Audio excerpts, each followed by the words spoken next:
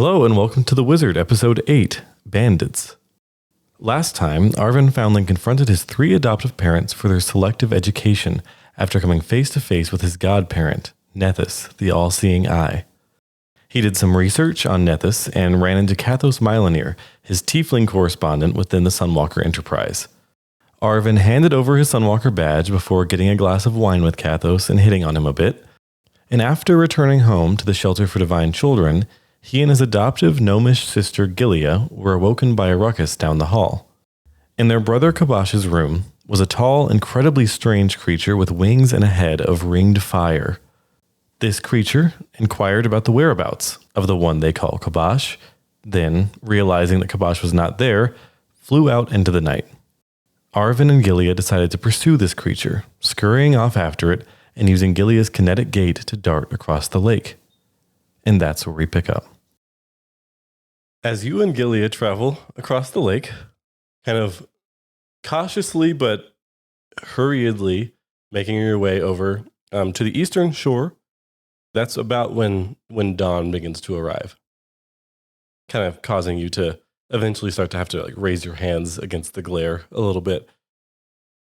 The strange flame-headed creature had begun to be a small dot in the night sky. Now, with the rising of the sun, it is very, very difficult to see, if possible at all. Eventually, I will say it disappears from view. However, the direction it was heading in was clear, almost dead east. So, should you choose to pursue this creature, you know roughly where it's going. I mean, not even roughly. You know specifically where it is going, even if you don't know its destination. You know where it's heading. Mm-hmm. Gillia, pot tucked under her arm, just goes, "This is such a beautiful morning." She goes, "This is going to be fun." And she keeps going ahead. She has no doubt at all. She has no hesitation. I take heart in her no hesitation, and I follow suit. Okay, cool. So you travel. You travel overland just on foot. Apart from traveling with the guild caravans from Starspire to Lolithir and back, you've not really spent much time traveling so long on foot.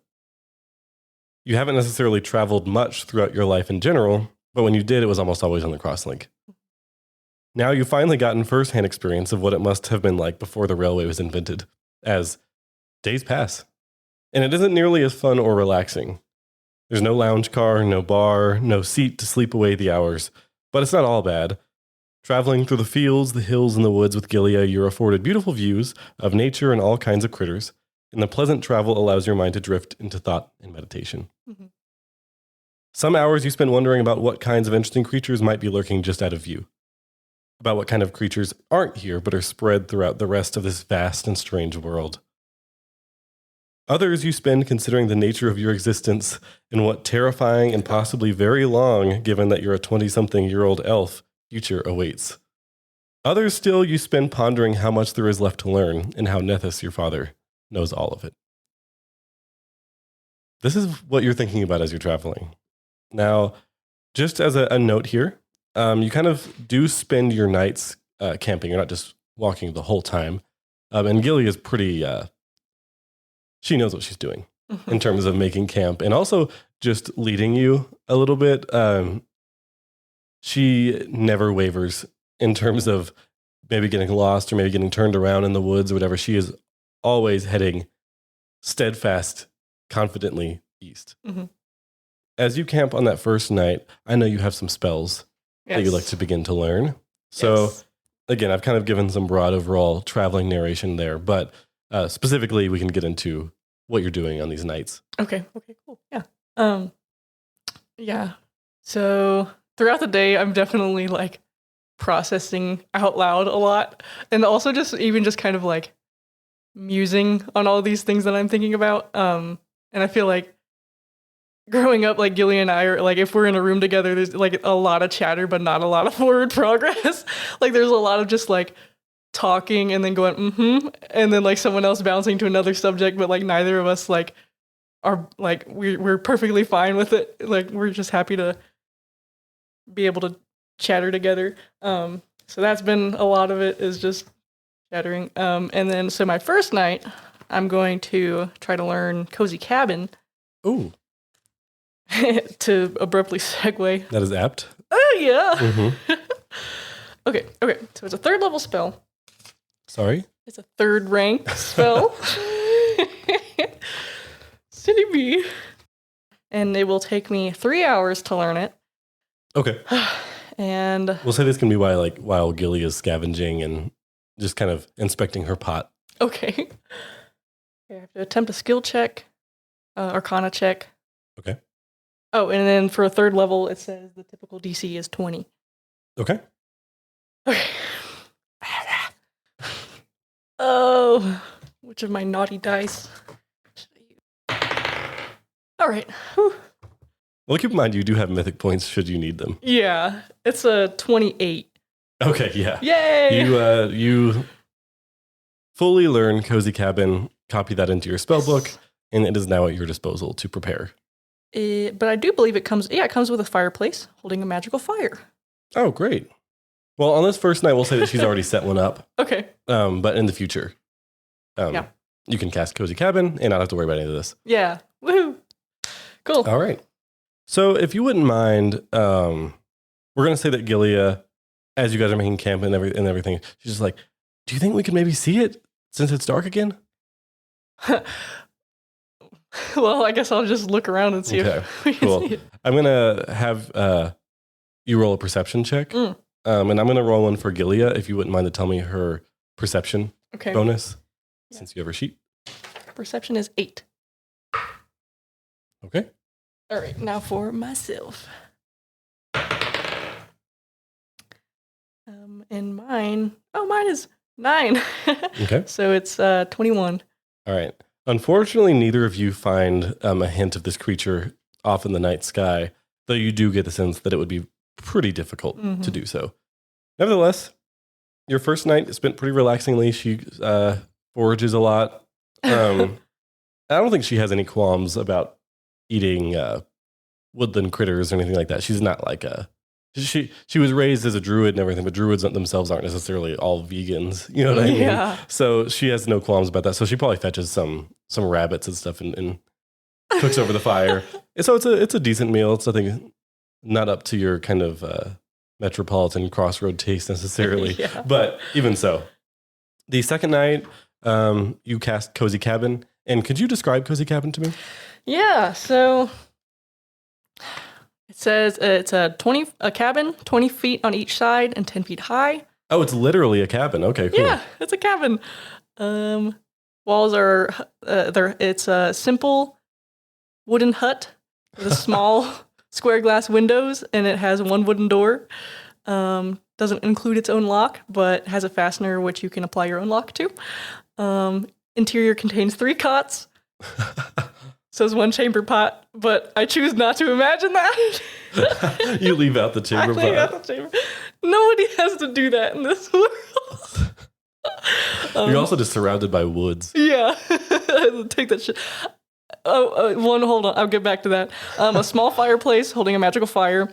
Interior is lit with small magical light that you can light or extinguish at will using a sustain action. Okay. Climate inside the hut is comfortable.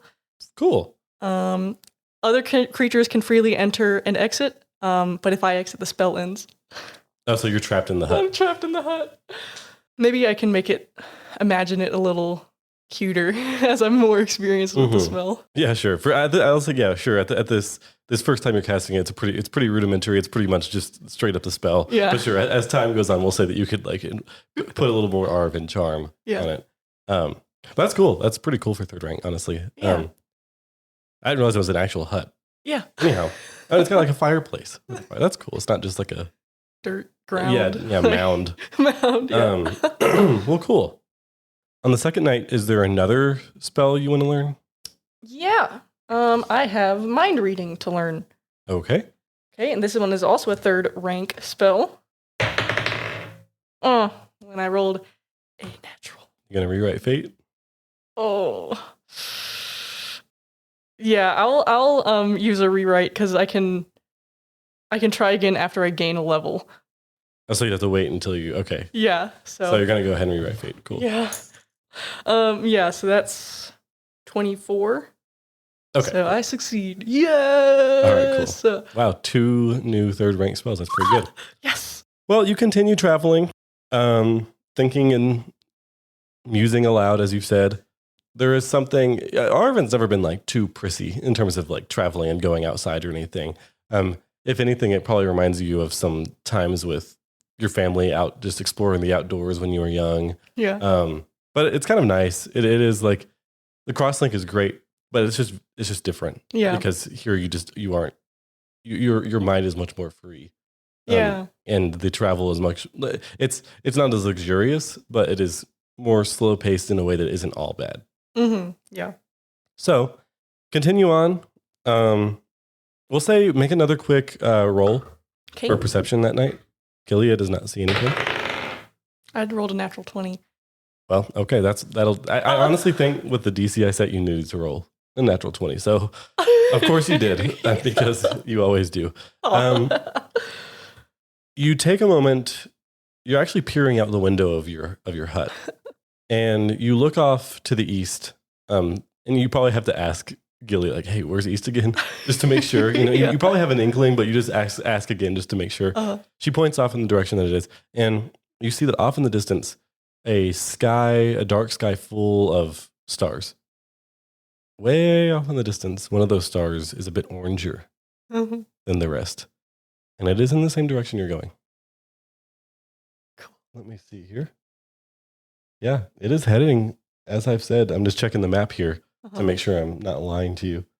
It is pretty much dead east. Okay. Can I look at my map and try to like figure out where it might be going? I mean, yeah, what I'll say is I'm not even going to have you roll because you're just looking at the map. There's nothing really to roll for, if that's fair. Yep. You look at the map a little bit, and way far in the east, on the east entire coast of Ibaria, the continent of Ibaria, is Erwina, the first city, which is connected very strongly to the first world, also known as the Feywild, which is pretty dead east. However, what worries you about that is having to cross mountains to get there. But before those mountains, there's another city. A city that has long been dead. The city of Mistvale. That is dead east of here. Now, there could very well in this countryside be towns or villages. This creature pretty blatantly said it's trying to find Khabash. You know that Khabash has been traveling with the Brotherhood of Beasts, specifically the Grimies, a group within the Brotherhood of Beasts, which is kind of a monster-slaying group. They wander countryside all the time and stop in small towns, villages, that kind of thing. None that appear to be directly where you're headed. The only things dead east are the cities of Mistvale and the distant city of Erwina, the first city. If you don't mind, make a survival roll for me. 4. 4. Okay. Yeah, so you're not sure where this could be going. Yeah. You're not sure. That's okay. All right. I'm not concerned about time. All right. Sounds good. Yeah, on the next night after I learn mind reading, though, I remember that I have notes from Amira and Theo that I haven't read. Oh, right. From when you were knocked out. Yeah. You open them. They're nothing special, to be honest with you, but they're just kind of nice, sweet little notes from your siblings, like wishing you well and hoping you wake up soon, hoping that everything's okay. Amira says something to the effect of, I'll probably be gone by the time that like any kind of message could reach me about when you wake up. Like she'll probably be too far away from any crosslink station, but she hopes you do well, or she hopes you're doing well. Theo says that you can send a letter to Winter Break. Oh, once you wake up, just to let him know. Oh. He basically asks you to. Oops, sorry. Yeah, but either way, they're basically like to get well soon cards. Get well soon cards, yeah. Okay. There's probably some like doodles from Theo on there. Oh. I'll probably send them some dream messages. Just to tell them I'm alive. Okay. That's great. Yeah. Yeah. Just pretty much just that you're alive and okay. Or do you want to make it any more complicated? No, I'm alive and okay. Crazy developments, but there's a lot to get into over dream message. So. Mm-hmm. Okay, they both land. Okay, good. Pretty soon after you cast them. Nice. Okay, cool. So the third night passes. I will note there is a fire, but like, what are you cooking with? I know you have something that you can cook with. I do. I have a walking cauldron in my spacious pouch. which you just fit in in the most absurd fashion. Yeah. Do you use that? Yeah. Okay, cool. So each night you it probably takes quite a bit of effort, and it takes Gillia's help to pull this thing out from like the stretching what would you even call it? The stretched opening of the spacious pouch. This cauldron pops out. It literally walks around, and you can just tell it where to go. So you probably just command it to go over the fireplace. Yeah. And Gillia will cook in that. Awesome. And we can just have it following behind us every day, so we don't have to shove it back in there. Okay, cool. Also, his name is Alex. Oh yeah, you can just have it follow you. Yeah. Yeah, that's great. So you probably only pull it out one time, and Yeah. the rest of the time you have a cauldron like following you through the woods. Yeah. This feels like something out of a Disney movie, Oh. like an old Disney cartoon. Yeah, it does. The fourth day passes. You cast Cozy Cabin at night, and you're in the middle of cooking. We'll say that Gillia's passed off a little bit of cooking duties to you tonight, kind of giving you some supplies, and she's not too fussy in terms of like if it turns out well. So she just gives you the supplies. Says like, hey, will you cook? Because she wants to inspect her pots tonight. And at a certain point, as you're cooking, it kind of startles you a little bit, and you probably accidentally burn yourself slightly on the food just because it just startles you. Gillia like chirps excitedly, and she says, "Come here." Okay, I scurry over there. Okay. And she shows you her pot. Make a nature check. Okay. Ooh. 21. 21. Okay. Something is growing in here. The mass, whatever it is in there, has gotten larger and just bigger. With the 21, that's all you really get is a mass of some kind. A brown, kind of slightly rooty mass is growing in there. But it has certainly gotten larger to the point where it's almost filling the entire pot. Has this like happened suddenly? We'll say that you ask her that. Yeah, sure. She's like, I mean, I guess it's gotten a little bigger, but tonight's definitely the biggest it's ever been. Oh. It's growing pretty fast now, I think. Can we just like sit and watch it for a while? Yeah. You sit and watch it for an hour or so, and in that hour, it's hard for the human, well, in this case, the mortal eye, to see something grow when it's so slow. I'll mark it with like a control line. Like this is Okay, where it cool. was an hour ago. Okay, cool. Good idea. Yeah. There's the wizard. After that hour passes, it's just ever so slightly past that line. Do you have any idea what it could be?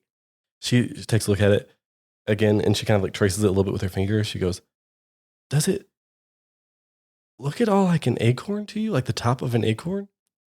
And you did not notice this with your roll, but as she points this out to you, it certainly does look like the top of an acorn, but much larger. Yeah, it does. I guess it's a big acorn. I don't know. It can't just simply be an acorn. Maybe it's a magic acorn. I don't know. Yeah, I mean, that could be that. As this conversation is wrapping up, you hear a... What? The cabin door? Yeah. What the? You hear a... Excuse me? Is anyone in there? I'm gonna take a peek out the window. You take a peek out the window. You see a young, handsome human with short, kind of light blonde hair and blue eyes, kind of at the door, and he kind of sees you emerge at the window. He sees some movement at the window. He goes, "Hello, sorry to bother you. I just came across your hut. I was wondering if if you wouldn't mind if I shared your fire tonight, or it smells kind of nice out here. Are we like in the middle of nowhere? Like, Kind of, yeah. You're kind of in the middle of the countryside. You do see he's got his hands kind of up in a show of, like, not trying to harm you or anything, but he has like a big pack on his back, and you can kind of see like the jutting out as like a banjo. Interesting. He goes, I didn't expect to see a cabin out here, but I can pay. I don't have much coin on me, but I'd be happy to play a few tunes. All right. Well, Gillia, is this okay with you? What? You see that she has been looking at her pot this whole time and hasn't even realized that there's a conversation happening. Even more strange tonight, there's someone at the door asking to stay the night. Okay. She gets up and she just goes to the door just to open it. Okay. Opens it. Hello. And he kind of looks down at her and he goes, oh, hello. I got my instrument on me. Not sure if either of you play, but I could trade some tunes for some food. I mean, that's okay with me if it is with you, Gillia. Gillia's like, okay. I can play the recorder. He's like, a fine instrument, that. Come in. He comes in and like begins to like set down his stuff. He's like, oh, as he like puts down his big pack. He looks like some sort of traveling merchant, or bard of some kind. But he's like, oh, it smells even better in here. And he goes over and like there's the big walking cauldron that's kind of filled with some sort of stew that Gillia gave you the ingredients to make. It's not quite ready yet. Mm-hmm. He doesn't go over and he's not going to like start helping himself, but he clearly goes over with the intent of like hoping for some food. Yeah. He turns around and he goes, oh, sorry, Ollie. Aribhin. He shakes Gillia's hand as well. And he goes, what's that? And he points at the pot. She goes, it's like an acorn or something. I don't know. And he's like, very nice. Are there any chairs in here or anything? Or are you guys like sitting on the floor? Well, it says there are 3 cots. Okay, well, perfect. Yeah.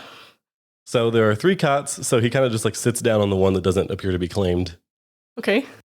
But yeah, he sits down, this, again, kind of like young human, kind of asks some questions about you guys, where you're from, and chats about his business, which is as a traveling minstrel.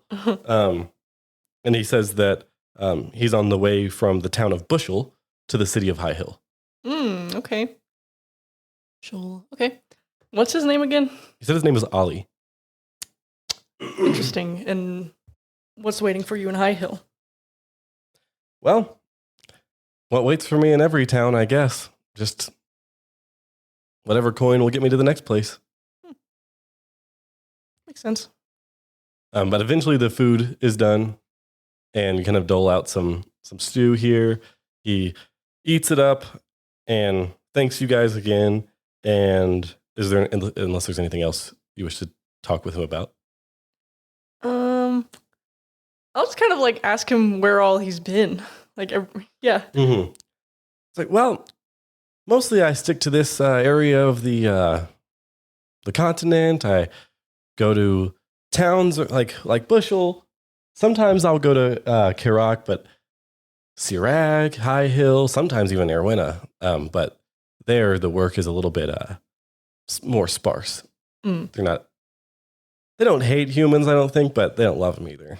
Sometimes I'll head down to Tir Taran, but the farthest south I've ever gone is Southgard. Impressive.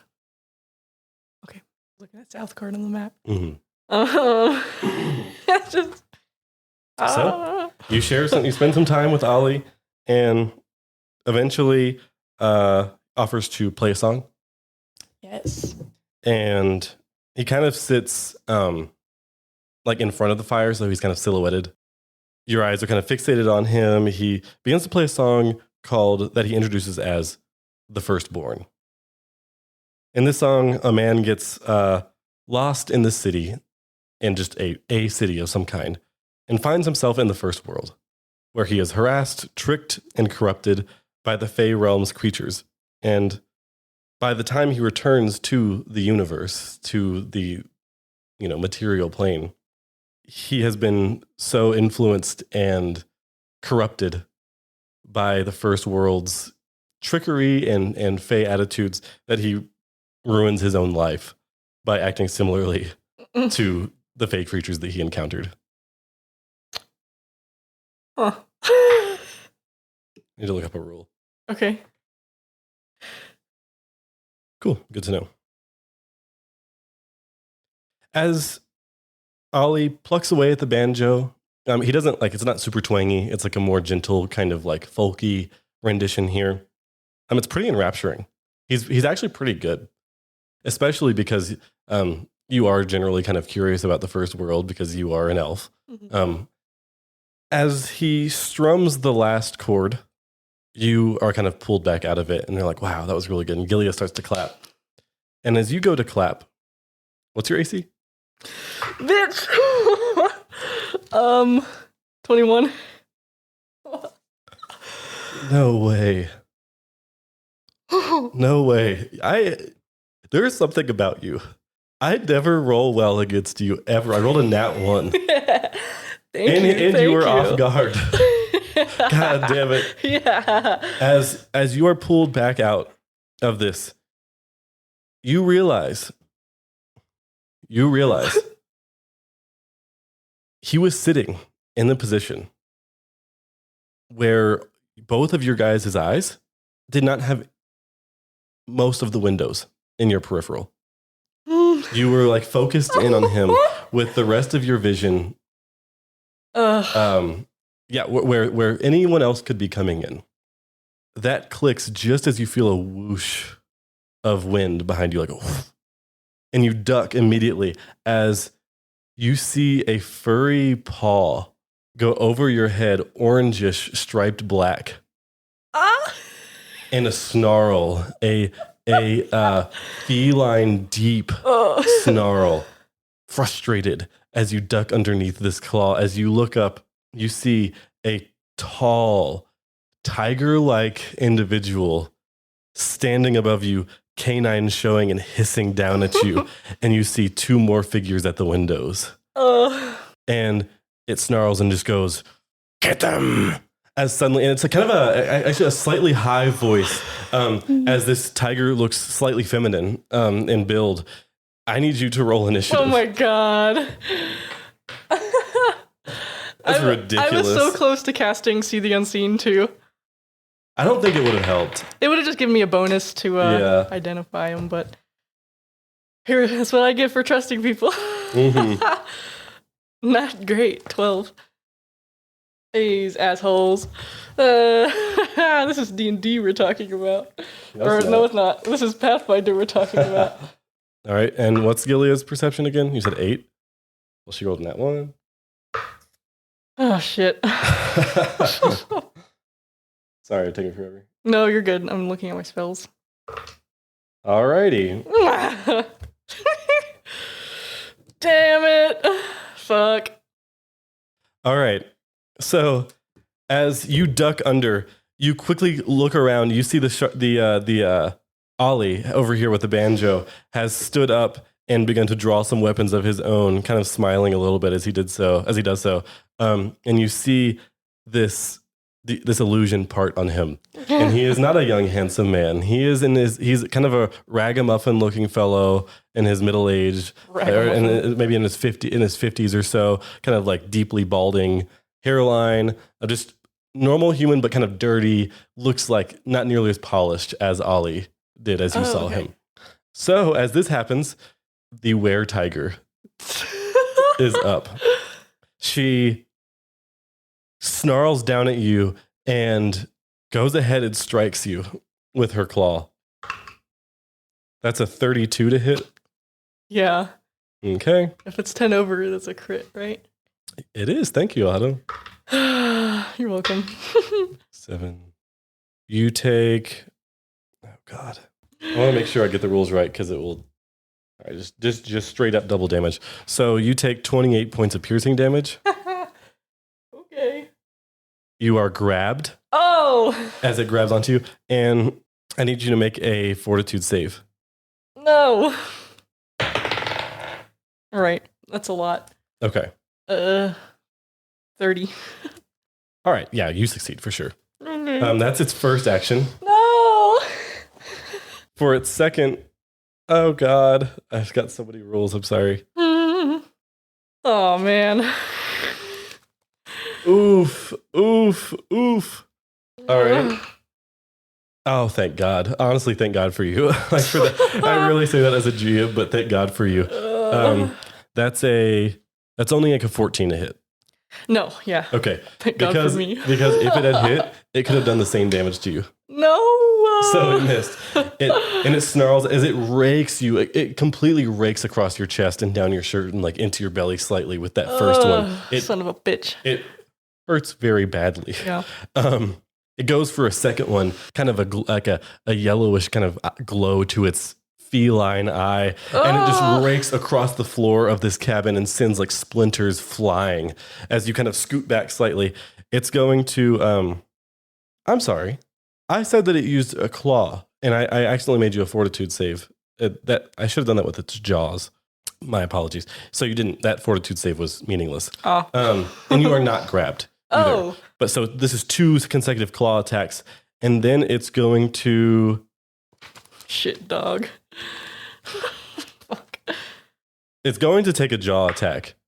Misses, for sure. For sure misses. As it bites down at you, you scurry away a little bit more. This thing is huge but quick. As it claws down at you and then bites at you with its huge tiger fangs. Kind of your life flashes before your eyes as these like huge claws snap right in front of your face.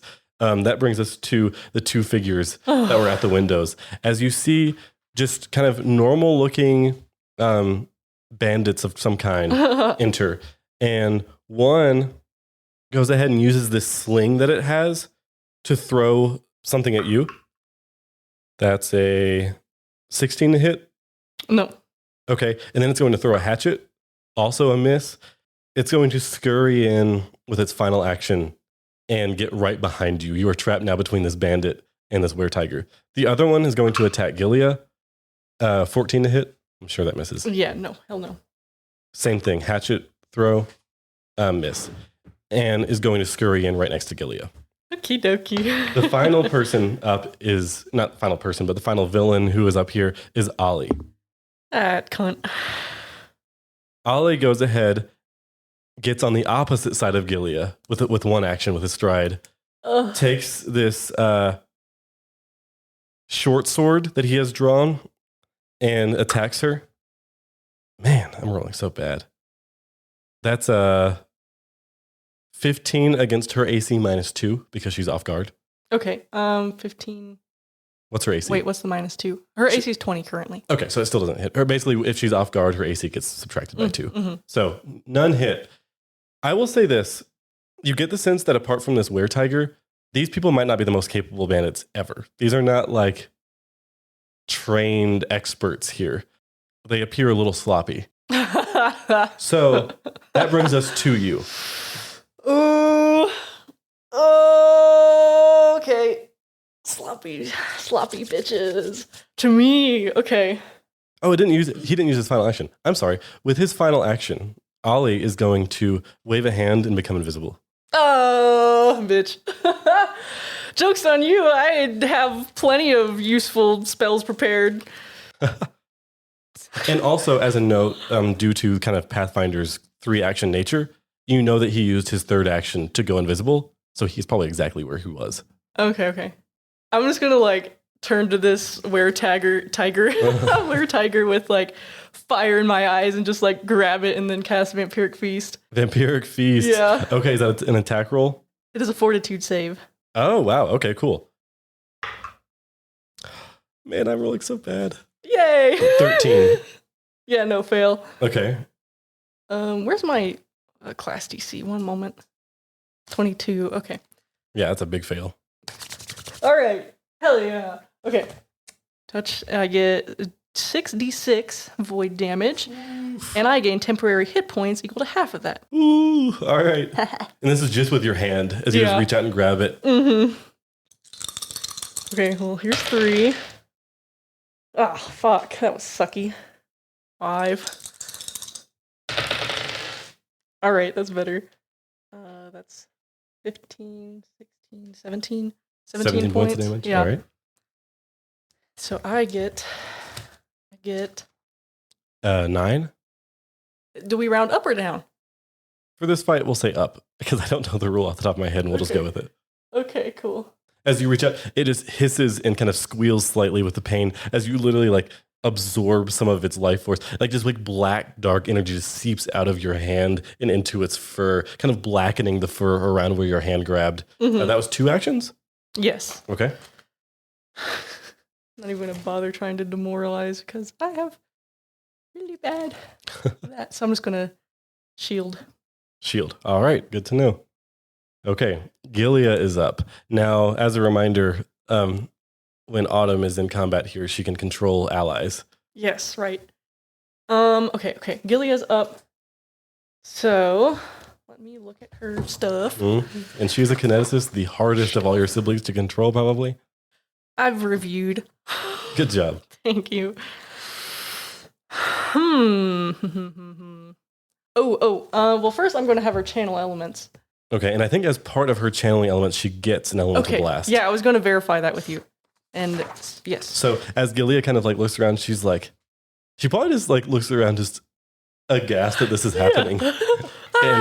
and begins to just have a whirlwind of ice and water and wood and clay and stone fly around her. As probably all of the bandits here in the room, including the weretiger, just like look over like a what? What is this? Awesome. So she's gonna get one of those as her action. Okay, great. So that's a 1d8 plus 4. Well, she has to roll to hit. Oh, right. She has to roll a melee. Yes. Oh, 16. 16. And who are you trying to hit here? Oh, tiger.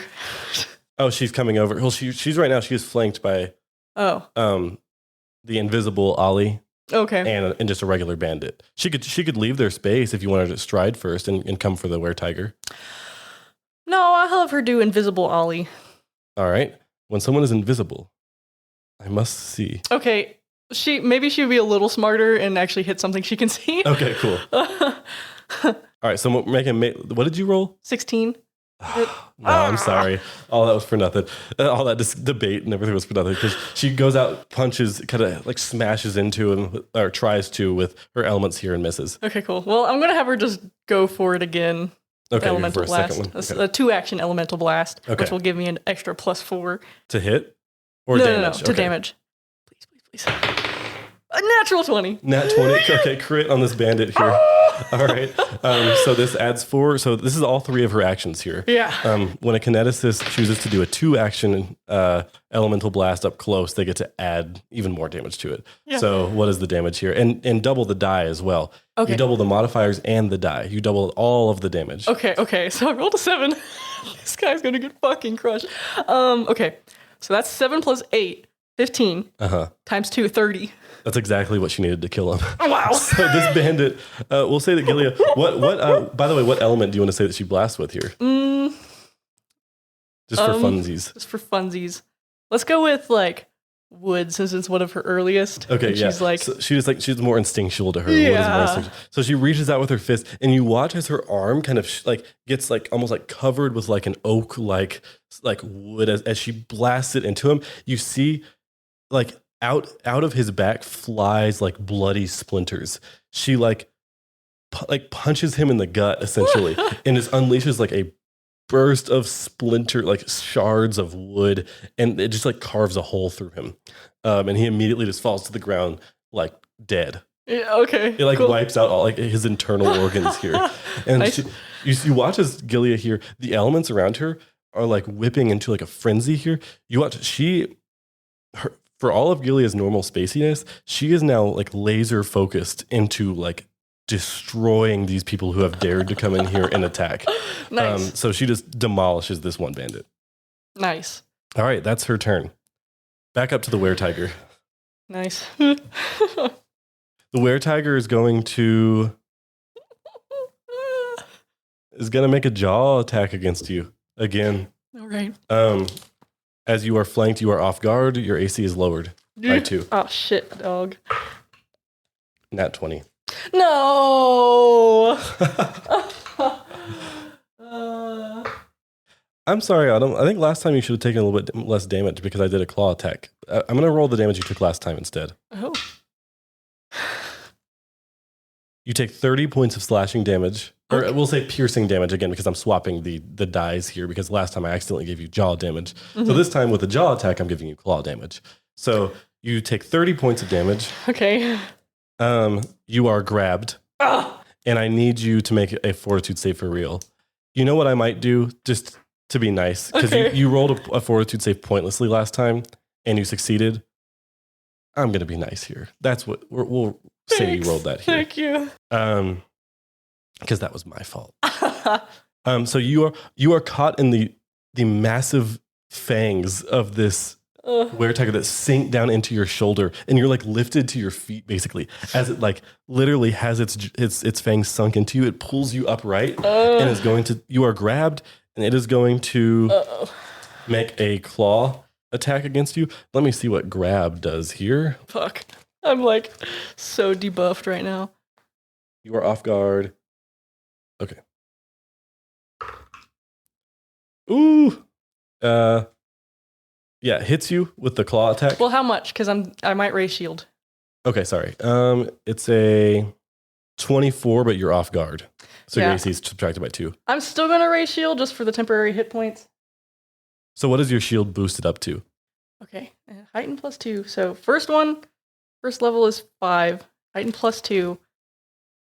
Half your level rounded up. Okay, my cantrip rank is 3. 10 temporary hit points. But I'm saying, like, does it raise your AC high enough to... It raises it by 1. Oh, okay, cool. Okay, cool. So it doesn't critically hit you or anything, but it is technically using a wrestle action here. Mm-hmm. You take 10 points of slashing damage.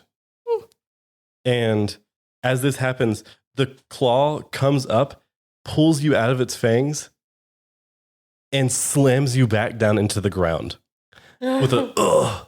Like it kind of drives the wind out of your lungs a little bit, the air out of your lungs a little bit, as you were knocked prone. Okay. With its final attack, it's going to go for another claw attack. That's nah, it's not going to hit. Nope, doesn't hit. Even so, kind of messed you up a good deal there. Okay, but I took 10 points of damage? From that second attack, yes. Okay. And you're prone. Okay. Ollie is up. It's a good thing I raised that shield. It is gone now, though. So, Ollie is going to stride off screen because you cannot see him. Yeah. Or rather on screen, though you cannot see him. Then he's going to make a short sword attack at Gillia. That's a... I'm just going to add 2 to his roll because I don't know her AC. That's 20. Okay, yeah, that hits. Oh, God. She takes 10 points of piercing damage as the short sword stabs into her from the side. As she has just obliterated this bandit, short sword comes out of nowhere and jabs into her as he appears. I'm right next to her, he basically just like shuffled around her. Mm-hmm. But he does get sneak attack there. And is going to like swing with his fist, try to deck her the side. Misses. That brings us to the other bandit who is next to you. You are prone, and it is going to go ahead and just stab down towards you. As you are off. It actually has he pulls out a hatchet. We'll say he collects the hatchet that he threw over here out of the floor, and just starts to just like swing down on you like a feral beast. And misses. Does it again. Misses. I'm rolling really bad. Gets frustrated here and is going to scurry away back towards the window. Just to get some distance here. No, he's not. He's going to stay here and go for a third attack. That's a 15 to hit you. Well, I'm typically 21. No, it does not hit you. Even though you're off guard, it does not hit. So he just because he wants to stay here and keep giving were-tiger off guard. I spit at him. You spit at him. You gnash your teeth like the were-tiger. No, I'm joking. So that brings us back to you. So this wand of heal. Yeah. Can I look at heal real quick? Sure. It is cast a first rank heal, I believe. Okay. So if you do a 1-action version, Mm-hmm. it has a range of touch. If you do a 2-action version, it has a range of 30 feet. But it does additional healing, 8 extra points. If you do 3-action version of heal, it's a 30-foot emanation, but it targets every creature in that, so it will heal Okay. whoever else has been damaged. How many does it heal for 1 action? 1d8. Ah, weak. But it's only 1 action, and then you could have 2 more actions to do a spell. Yeah. I'll do the 1 action Okay. and then also cast Vampiric Feast again. Okay, cool. So you pull out the wand, kind of like point it towards you, basically. Yeah. Like put it like on your skin Yeah. and cast heal. Go ahead and roll 1d8. Oh, if it's a 1. I'm gonna die. There's a 2. Great. Hey, 2's better than 0. Yeah, right. All right, and then you reach back up towards the were-tiger. Yeah. Is this your final 3rd rank? Because you cast Cozy Cabin? Technically, Okay. but I can do a drain bonded item. Oh, cool. So I'm just gonna let me up that to 13. You have 13 hit points? Yeah, I'm a wizard. Sheesh. All right, and then do Vampiric Feast, and Yeah. I roll Fortitude, right? I'm just gonna like punch it in the leg Okay. while I'm still prone. It does succeed. Fuck. Does not critically succeed. Okay, so that's halved then? Is it a basic Fortitude save? Yeah. Then yeah. Okay.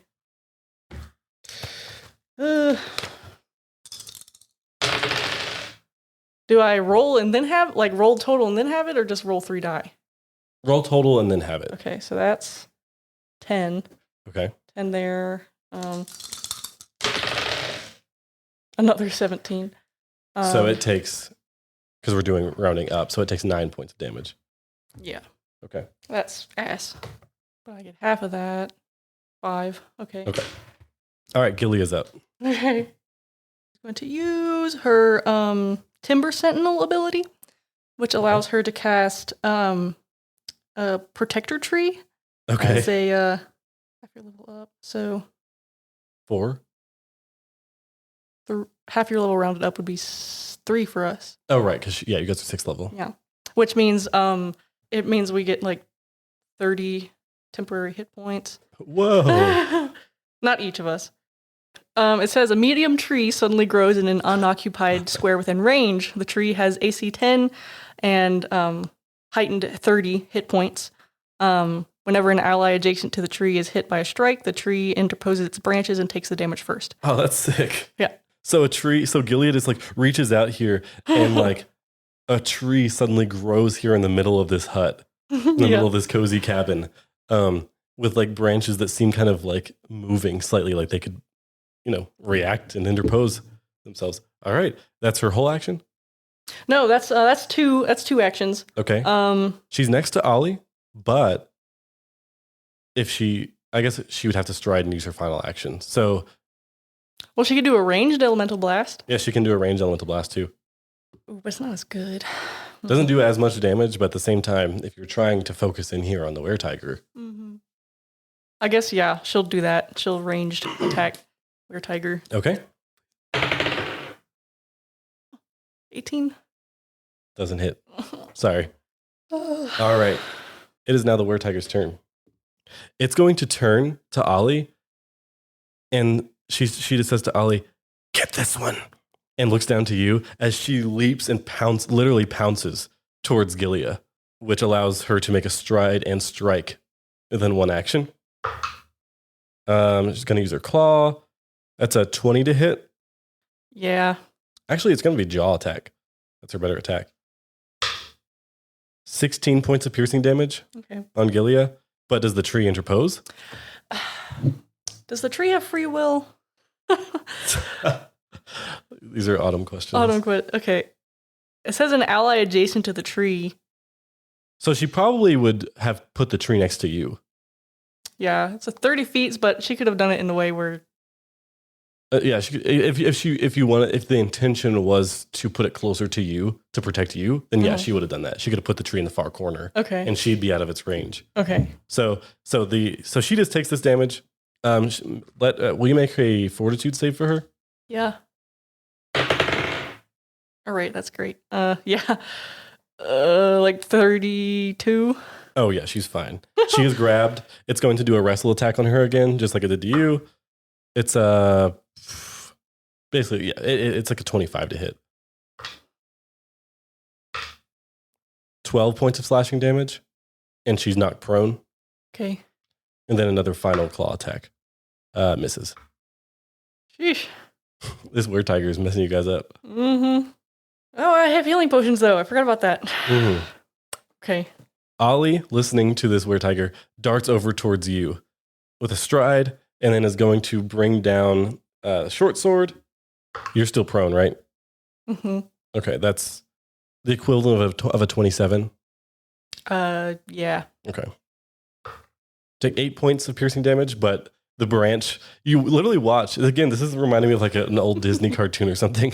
Like the branch, like literally darts in front of your body, and the short sword just like embeds itself down in the branch. Yeah. It grabs a sword and then the waves a little branch finger. And you watch as Ollie's eyes just go wide, if Ollie is indeed his name, as literally this branch just appears, he goes, "Ugh," and pulls it out and swings down at you again. And misses. I'm on the ground cackling. Yeah. So are you tracking the tree's hit points there? Oh, okay. It took 8, right? 8. Yes. Now it is the other bandit's turn, who's going to take several more hatchet swings down at you. You're off guard. So again, I'm saying the equivalent of, because I'm just going to go ahead and add the +2 to it rather than subtract your AC by 2, if that makes sense. That's a 24 to hit. Tree. Well, let's track its damage here. Okay. 6 points of slashing damage. Okay. As a separate branch comes in. This is awesome. Yes. Another branch comes in, and like the hatchet embeds itself down in that. That's a 19 to hit you. No. All right, and then I am off guard or prone. I was adding the +2 to it instead of subtracting it from yours, just so it's easier then no. for me. And then a nat 1 on the last one. Yes. So then you roll out of the hatchet swings for the other one as it embeds itself in a tree branch at first, and then it slams down to the floor twice as you just kind of roll like, All right, so now you're up again. Okay. This is tough. This is tough. When you're outnumbered like this, yeah. Yeah. Oh, jeez. Mm-hmm. He says, rascal. Oh! I have someone undead. Fun. 3 whole fucking actions. Hey, but it's pretty good. Mm-hmm. I guess I'll roll a summon, or do a summon undead. Okay, what are you summoning? Let me go back and look at what all I have. Wee. Zombie Shambler. Okay. So where do you want to summon it? Do you want to summon it on the opposite side of the were-tiger as Gillia, so that possibly Gillia could raise up and they could flank one another? Yes. And get this were-tiger caught in the flank now? Yes. All right. As you reach over with your wand, you watch... Or lean back. Yeah, lean back with your throw wand. it over my head. You watch as like a black kind of purplish kind of portal opens up on the floor, and a zombie shambler, right? Yeah. Starts like crawling at it, like popping up right behind the were-tiger. All of a sudden goes, "Bar, look out!" And the were-tiger turns, and if you could see a tiger's eyes go wide with surprise, you do. So that's your 3 actions, but you now have another creature in this battle. Yes, and he goes right after me. Oh, great. Yeah, so its first attack is going to be fist attack. Can something be off guard if it is flanked on the other side by a prone? You know what I'm trying to say? Yeah. I'm going to say it is not flanked yet, but once Gillia gets up, it takes an action to get up. Yeah. Can the zombie delay? I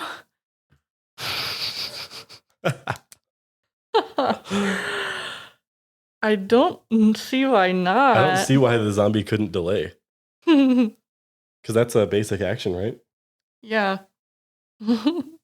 Maybe you could, like, Arvin could command it. It'd be like, wait. Yeah. And then he yells, go. Well, I might as well just give Gillia the flanked. Well, they would both be, if Gillia stands up, Uh-huh. it would be off guard against her attack. Then if the zombie waited to go after Gillia, it would be off guard against the zombie's attacks too. Okay. Because Gillia's prone. Yeah, and she could stand up and then do a two action channel elements. Okay. All right. Yeah. Okay. We'll say Arvid's commanding him. Okay. And it'd be like, wait. And it's like, and then you wait until after Gillia goes. Yeah. All right, so Gillia's up, so the zombie's just like itching to wail on this were-tiger. It's drooling. Yeah. It's drooling like a English bulldog ready to bite. Bulldog. Yeah. So Gillia's up, so I'm assuming she takes an action to stand up. Yes. She also needs to take an action to sustain the tree. Okay. Tree, right. Yeah, no, I'll just have her do a one action. Okay, cool. So she sustains the tree, she stands up, and then does a one action channel element or Elemental blast. elemental blast. Natural 20. Are you serious? Yeah. All right. Well, doesn't even need the off guard. Worth then, it. but okay. Okay. Make sure you double all the damage. No. Oh. 10 points of damage. Okay. What element?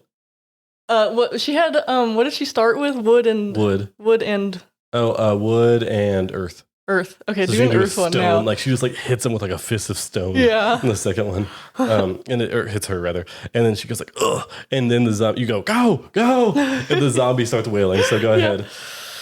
Okay, it's gonna attempt. So it's gonna have its little fist attack. Okay. That's a +7. +7. Please. Natural 20. Yeah. Okay, we have been playing and we have been recording in hour 13. I think you have rolled like 4 nat 20s in an hour. It's like been taunting me though, because like that last one I rolled a 1. It's like the dice are extreme for you, Yeah, one way or it the other. Hot and cold. Hot and All right. cold. Nowhere in the middle. So you go ahead and roll again. This is like double everything. Yes. Oh, sick. Nice. Okay. So that's 4 + 3, 7, 14 points of damage. All right. And then it's going with that attack. It has a grab. Okay. So it needs to roll. No, I need to attempt an athletics check as the zombie against the target's fortitude DC. So my athletics is the zombie's athletics is 7. Okay. I rolled like a 26. Wait, what is this for? I'm sorry. I attempt an athletics check Okay. against the were-tiger's fortitude DC to grapple it. Yeah, that succeeds. So it is grappled? Yeah. And then now what? Or grabbed, I guess. Oh, okay. Now I can do a zombie bite, which if the zombie has a creature grabbed or restrained, then I could bite it. Just bite straight. There's no roll. No, I mean, yeah, I roll. Oh, okay, cool. So go ahead and roll. So it is grabbed by this zombie, which means it is immobilized and off guard. I only rolled a like 6. So, Okay. yeah. All right. Well, it goes to bite it, but even so, this were-tiger is now immobilized, which means that it can't take any action with a move trait. And if the tiger or the were-tiger attempts a manipulate action, it must succeed a DC 5 flat check or the action's lost. So in order for it to even attack, I have to roll above a 5 or it just can't attack. We're back to the were-tiger. So it is going to hiss wildly as it is now grabbed by this zombie. It just got pummeled with a fist of stone from this tiny gnome. You do see Gillia as she sees the zombie. She goes, "Arvid, did you bring that here?" I'm sorry, I had to. I don't like that. We'll get rid of it at the end. The were-tiger goes ahead and is, what does it do here? Because it can't move, because it would probably be smart enough, or maybe, to go after you for summoning it, but it's immobilized, so it can't move. So I think it's, oh God. This is where, like, because sometimes you'll put my bad guys in, like, an impossible position, where, like, their turns, like, I think in all likelihood, this were-tiger would just start clawing at this creature behind it. So I'm going to roll a DC 5 flat check, succeed. That's a 24 to hit the zombie. Yeah. That's like a critical. Okay, crit. 7. 28 points of slashing damage. Poof. It's dead? Yeah. Okay, well, even so. And it just poofs and it kind of hisses triumphantly here as it goes after Gillia now. This time with its jaws. It literally was on a 19 and then rolled to a nat 1. God. Bites. Gillia just like ducks and like instead, like, you know how like her channel elements, like it's like a whirlwind of elements around her. Instead, the were-tiger like bites into a chunk of ice that just like splits in its mouth, and turns and takes a final claw attack with a 23 to hit her. Oh, yeah. Okay. 11 points of slashing damage on Gillia. Okay. But I will say that the were-tiger is looking, it's not like on death's door, but it's not looking, it's looking bloodied for sure. Mm-hmm. Gotta find the character sheets. You said 11 points against Gillia? Yes. Okie dokie. All right, Ollie's up. This is Khabash. Get rid of this book. You're still on the ground. Yeah. And he's going to frustrated be like, get this fucking tree out of here. Slashes down with a short sword. It's an 18 to hit. You? You. What is your AC? 20. So you're off guard. Okay, but you've been doing the adding. I didn't this time. Okay. I apologize. So it does hit you. Fuck. Well, really, it hits the tree. Ah! 6 points of piercing damage. Okay. As another tree branch comes out. What is this tree on? 10. Okay. He stabs down again. A branch comes down and catches his short sword. Like they're getting so pissed. Like they have been completely neutered by this tree over here. Okay. What he's going to do is he's going to be like, oh, fuck this. And try to cast Daze on you. Ah. Shit. Please don't. Please Oh. All right. So make a will save. Ah. Please. Do I have to use a mythic point before or after I know I failed? What did you roll? 4. It would be a 15 total. Yeah, that doesn't do it. I will rewrite fate. Okay. Please. I need a different die. No, are you kidding me? I rolled a natural 1.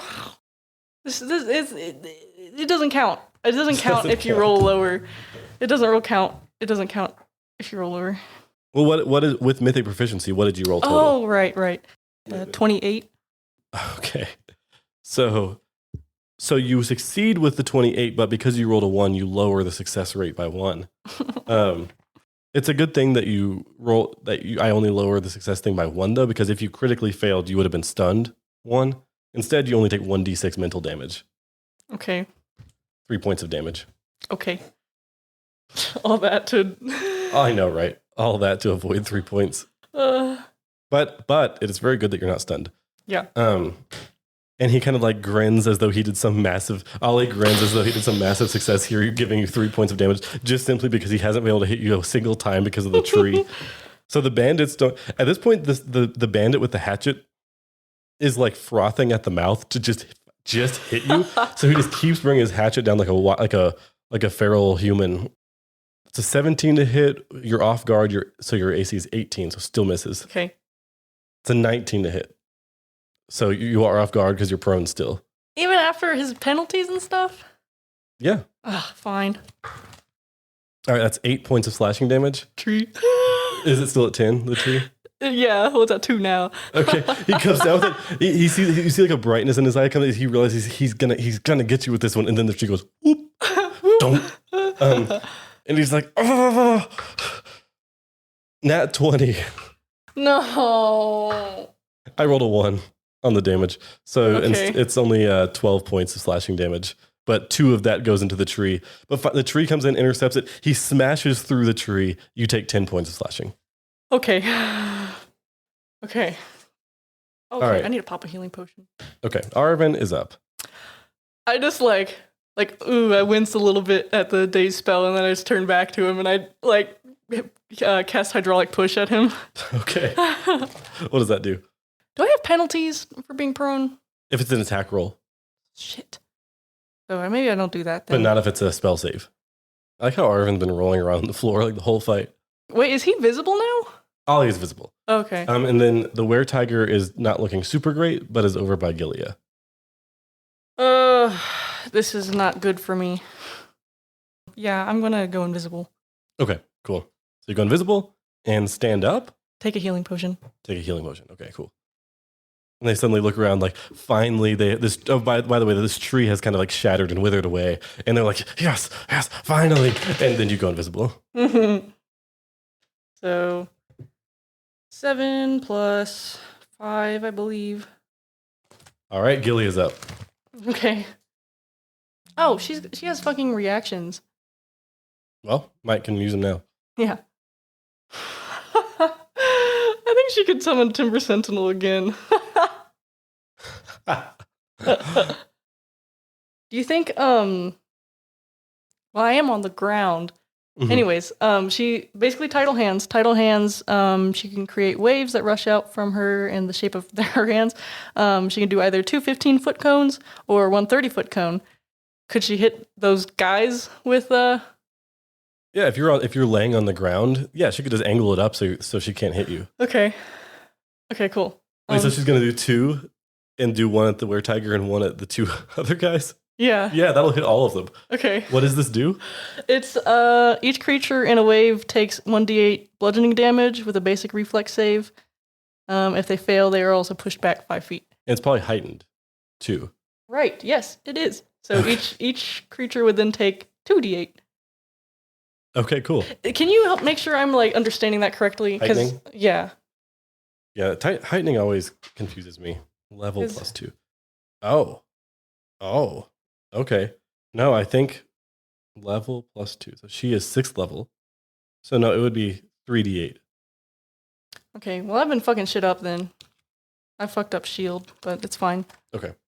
I'm so confused because you also have your cantrip rank, I which is know, half I your know. level rounded up. Yeah, I think once you start, like, there's heightening and cantrip ranks, and I think that Yeah. is where it gets pretty confusing. So it would be 3d8. So this is like awesome.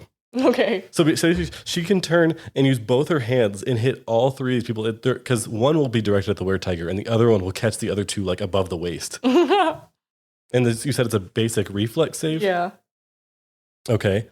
So for just the straight up bandit, the reflex save is a critical fail. Okay. Yeah, critical fail is you take double. Okay. For Ollie, it's a 20 to save. 22. Okay, so he fails, just regular fails. And then the were-tiger succeeds but does not critically succeed. Okay. So were-tiger half damage. Ollie, regular damage.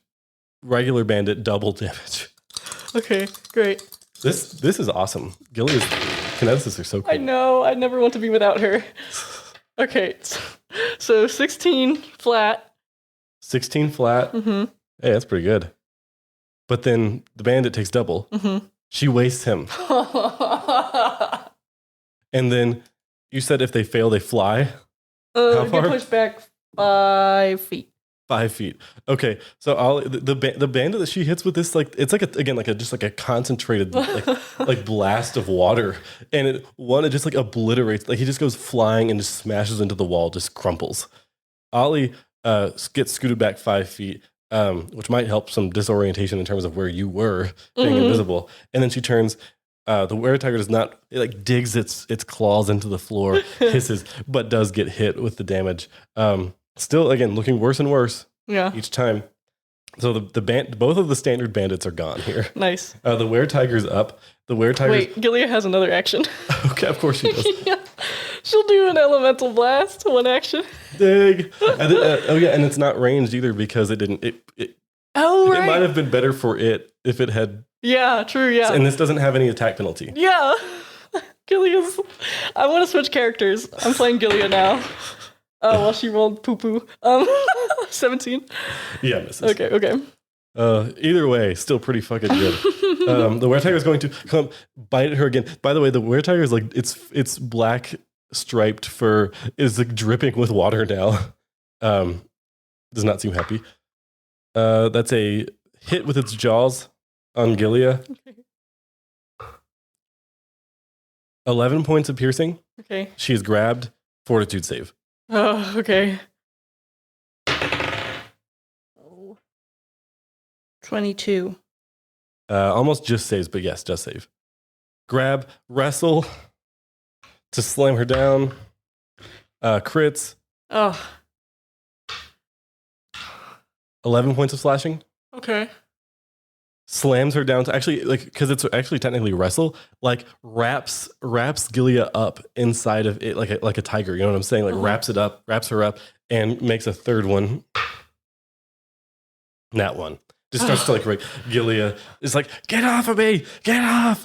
And just like it rakes across her chest, but as she does, like some stone grows there. And it just rakes across the reaction. Her reaction. Okay. Ah! Okay. I believe it is calcifying. Okay. Oh, yes. You gain resistance equal to your level to the physical damage from the triggering attack. The attacking creature must attempt a fortitude save against your DC. And attempt a fortitude save. So we'll say she reduces the last damage she took by 6. So Okay. give her back 6 hit points. Okay, cool. Fortitude save, that's a 23. Okay, so I guess she saves. Otherwise, they would have been slowed 1 or petrified. Oh, that would have been fun. Yeah, but So, okay. but either way, as it rakes its claws across her, part of her skin gives way to sand, and it's just lessened the blow. Okay. You're invisible, right? Yeah. Now Ollie's pissed. He's gonna try to attack you. Hate him. He's like now diagonal to you. He's gonna try to attack where you were. Makes the flat check. That's 27 to hit you. Yeah. You take 8 points of piercing damage. Okay. Gonna try again. Fails the flat check. Tries again. Fails the flat check. Thank fucking God. So he gets a burst of confidence as he stabs you that first time. Some blood flies up from your invisible form, and he gets a burst of confidence. Tries to go 2 more times, misses both as you roll. All right. Okay, I'm sorry. I took how much? 8 points. What are you on? I'm like back to 9.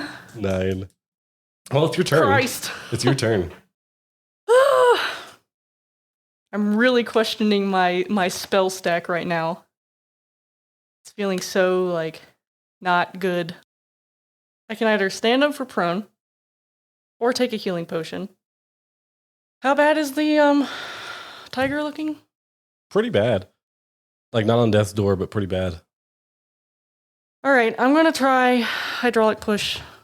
Are you going to stand up or no? Yes, I'm going to stand up first. Okay, stand up, turn, hydraulic push, and this will break invisibility? Yes. Okay. Okay, that's probably what hit. 25? Oh, yeah, 25 that hit? hits. Thank God. All right, so what's the damage there? It was just a regular success, right? Yep. 3d6. Cool. And it's knocked back 5 feet. Okay. So this thing's just getting, like, pummeled by water. Oh, 11. 11. All right. It's looking pretty bad. As you take your wand, hurl it, and then it slides 5 feet, unable to dig itself into the floor. As it slams into it, you break your invisible form. Ollie goes, gotcha. And then Gillia's up. Okay. It's looking pretty beat up. At this point, you see the were-tiger's eyes are darting around to the open windows that they slid open and crawled in through. It's looking pretty bad. So are we. So. This is not good. You know what you could do? What? You could roll 1 elemental blast, 1 action for her, and if it hits and kills it, great. If not, do Timber Sentinel. Yeah, I think I'll do that. Were you already thinking about doing that? It had just popped into my head. Okay, yeah. I'm gonna All right, so a single action elemental blast. Please. Let it be done. No. 20? Doesn't hit. Oh, kill me. Do you wanna do tidal hands, or do you want to try no, for I'm gonna do timber? the tree. Do the tree. Do you want her to put the tree in the middle of you two? Yes. All right, so Gillia goes ahead and grows that tree there in the center of the hut. It's now the were-tiger's turn. She was still caught in its grasp. Anyway, so I should have had her roll a thing for the elemental blast to even see, but either way, she missed. Well, it knocked it back 5 feet. I don't know if that affects it at all. I'll roll like an athletics check for it to hold on to her. Fails. Nice. All right, so Gillia's free. But nevertheless, it's going to go back and try to bite her again. Yeah, it's going to turn to Ollie and say, finish this! And then go for Gillia. That's a 20 to hit. Her armor class is 20. All right. 18 points of damage. Tree. It sinks its fangs into the tree branch. Cool, so she is not grabbed. We'll say she can't be grabbed even on a success with that because it buries its teeth into a tree branch. Yeah. It had to stride back towards her. So that wastes an action. Oh, great. Because your 5 foot push. Mm-hmm. Goes for the claw. Does hit still. 15 points of slashing damage. Tree takes 12. So she takes 3. Yep. All right, so only 3 points. It again breaks the tree's gone. Ollie turns to you. God damn it. What are you at? Like 5? 5? 9, I think. 20 to hit? No. No? No. All right. Dodge. Swings out with his short sword to stab you. You dodge to the side.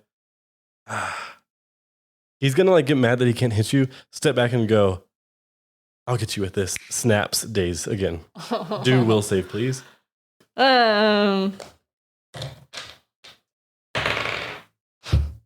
a bitch. Do you want to use Rewrite Fate? Yeah. All right. No! Was it a 1? Yes, but I succeeded with the 1 last time, so. Yeah, you only take the damage on this. God. You take 1 point of mental damage. Only 1. Okay. That brings us to you. I once again, I'm like, fucking stop. I'll do a 2-action force barrage at the tiger. Okay, so it's 2d4 plus 1. Plus 1 for each force barrage, by Right. the way. So 10 total. 10. How would you like this force barrage to kill this were-tiger here? 1 through each eye. Okay. You like little like purple, right? Yeah. Little like purple missiles essentially kind of like shoot out of the wand and like homing beacon on this were-tiger's glowing feline eyes. It just shoots right through its skull as it turns and hisses and just whips its head back. Falls back on the floor, kind of sending like some twigs and shit that have fallen out of Gillia's channel elements whirlwind. You're kind of flying up from the floor as it falls down. You still have 1 action as Ollie looks over and goes, oh shit. You have 1 more action. You could punch him. I could punch him. I'll just take a healing potion. Okay. All right. 13 plus 5. Hey. 18. Nice. All right, Gillia's up. She's gonna come over here and Take a stride action to get over there. yeah. Take a stride action and then 2 action elemental blast him. Okay. 27. Yeah. Doesn't quite crit, but Okay. But close, you're saying? 14? all right. She slams into him. This time we'll say it's like a cluster of ice. She shoots into his side. He's like, oh. Now his turn.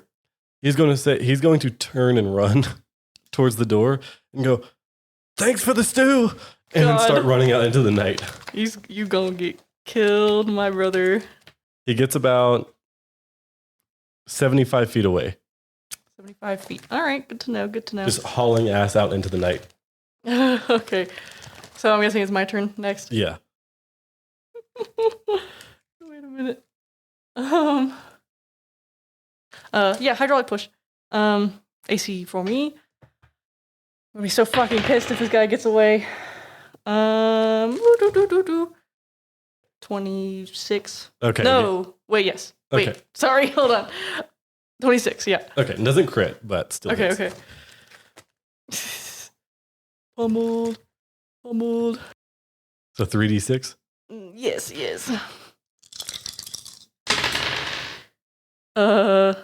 13. Yeah. So how does this?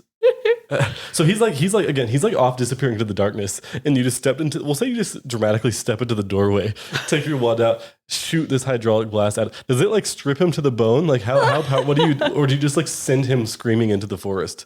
You know what I mean? Just like a blast a hole through the middle of him. Oh, it's like a hose. It's like a powerful hose here that just like blasts out through his chest.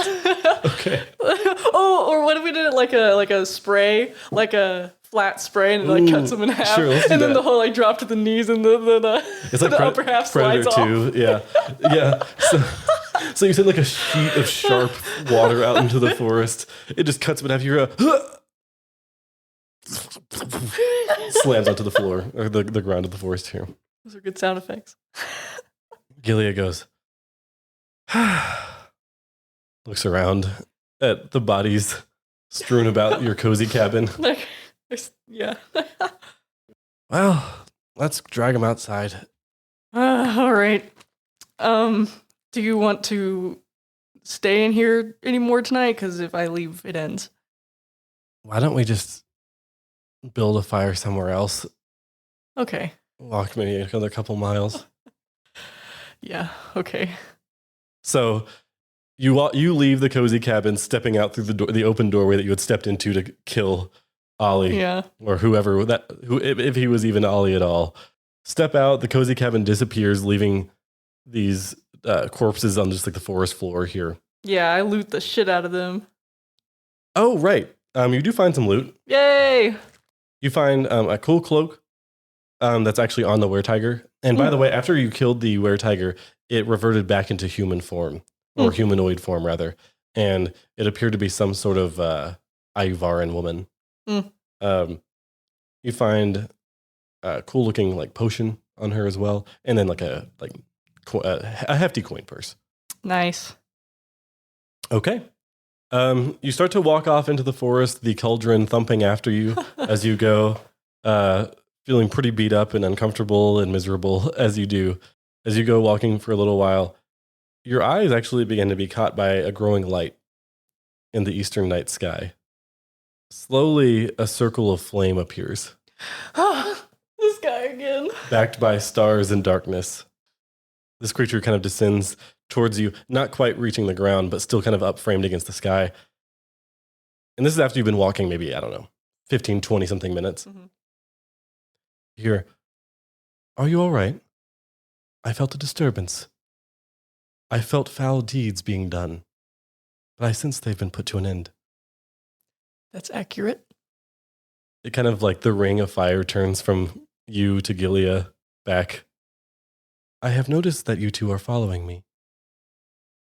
Why is that?" Largely out of curiosity. But you're going after our brother, so. Gillia's like, "Yeah, I always kind of want to see what you're up to." And this creature says, "You may accompany me, but you may not get in my way by order of the inheritor." What do you mean accompany you? We can travel together? If you'd like. Yeah, that'd be great. Are you cold? It's not too cold here. No. You almost get the sense that it doesn't know if it's cold here or not. Oh. No, not too cold. Do you need a fire? Sure. Goes ahead and creates a fire for you. Kind of here in the middle of this kind of clearing. It's like a brief clearing. It's not really much of a clearing, honestly. It's just kind of like a small area between some trees. A fire kind of appears down on the ground and says, "Well, rest. You look like you need it." Well, thank you. And you guys kind of gather around the fire. And it says, "Yes, you may accompany me if you like. I'm following the trail of the one you call Khabash. It leads into and beneath the necropolis, once known as Mistvale. If that sounds like a place you'd like to come with me, feel free." Yes, I would Would be honored. And it leans closer, this like ring of fire, like beginning, like heating your face up, and you kind of feel a little sweat on your forehead. It says, "But do not get in my way." Okay. What? And we'll go ahead and end there. Bizarre. So we'll end there, but you level up. Oh! You're now level 7. Ah! As is Gillia. Gillia and Aribhin both level up. Oh! Yes! So welcome to 4th rank spells. Oh, shit. Oh, Oh, I'm an expert spellcaster now. Oh, really? That's sick. Yeah. And I can go ahead and tell you, we'll say that you take some time that night to go over the loot. If that's cool. Oh, sure, yeah. You find, you kind of inspect it, and you find that this is a cloak of illusions. Ooh. You find that the potion is an energy breath potion of electricity. And it's a potion that when you take it, you can send like a cone of electricity or a line of electricity. I'll have to make sure which one it is. So it does kind of damage. And you find 93 gold pieces. Whee! So Cloak of Illusions is pretty cool. And it was on the Were-Tiger. Nice. But we'll go ahead and leave off there. And next time, we will pick up just outside the necropolis of Mist Vale. Okay. That's very cool.